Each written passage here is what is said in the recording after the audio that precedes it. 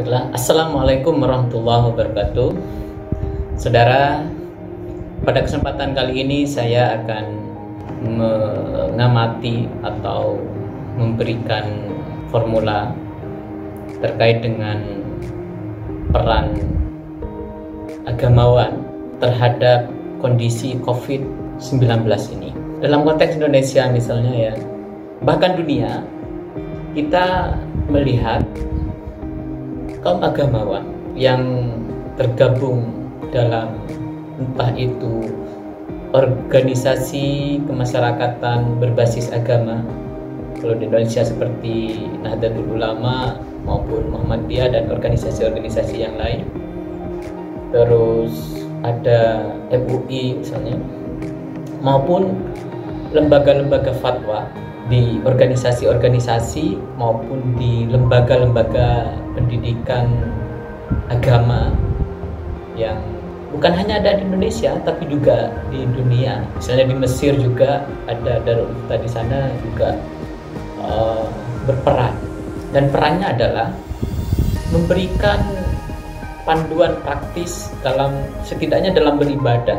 Ketika ahli medis mengatakan bahwa penyebaran virus ini ialah dengan cara dari manusia ke manusia karena dekat gitu ya, maka mereka kemudian menganjurkan kepada masyarakat untuk tidak berkerumun.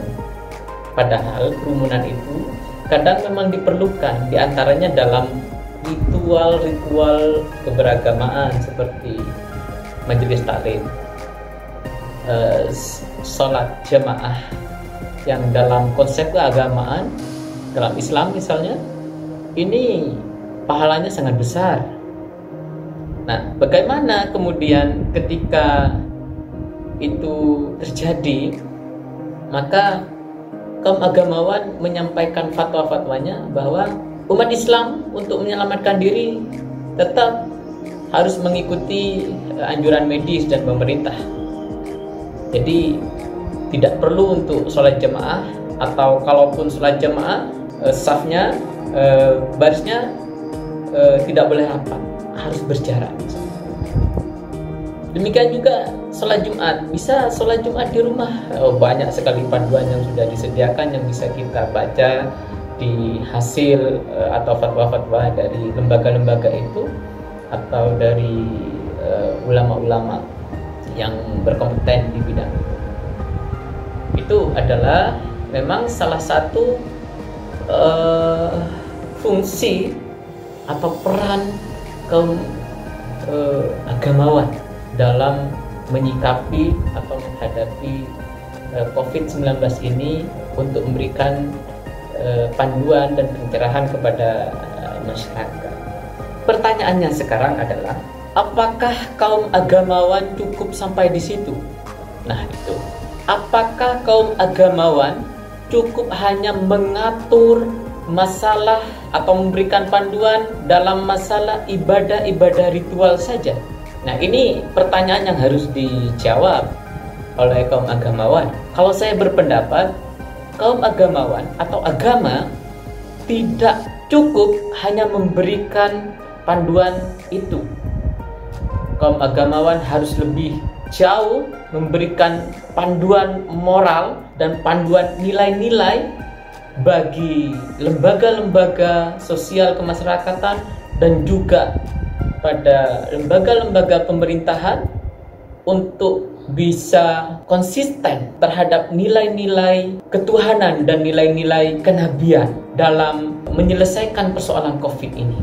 Banyak sekali kita lihat dalam masalah COVID ini, banyak orang termasuk di situ aparatur pemerintahan yang memanfaatkan momen ini untuk mengail di air yang keruh. Sikap-sikap mental kapitalis koruptifnya masih bercokol, tidak bisa hilang meskipun dalam kondisi krisis kemanusiaan seperti saat ini atau dalam kondisi bencana saat ini. Nah, maka kaum agamawan harus bisa bersuara harus bisa memberikan panduan dan tegas menyampaikan kepada pemimpin, pada pemerintah, pada aparatur pemerintahan mengenai moral agama, mengenai ajaran-ajaran universal, ajaran-ajaran luhur dari keagamaannya.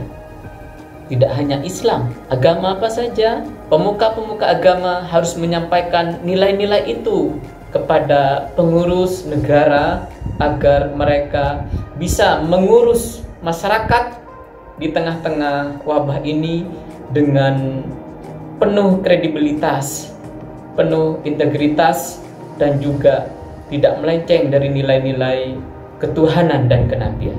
Terima kasih atas perhatiannya. Wassalamualaikum warahmatullahi wabarakatuh.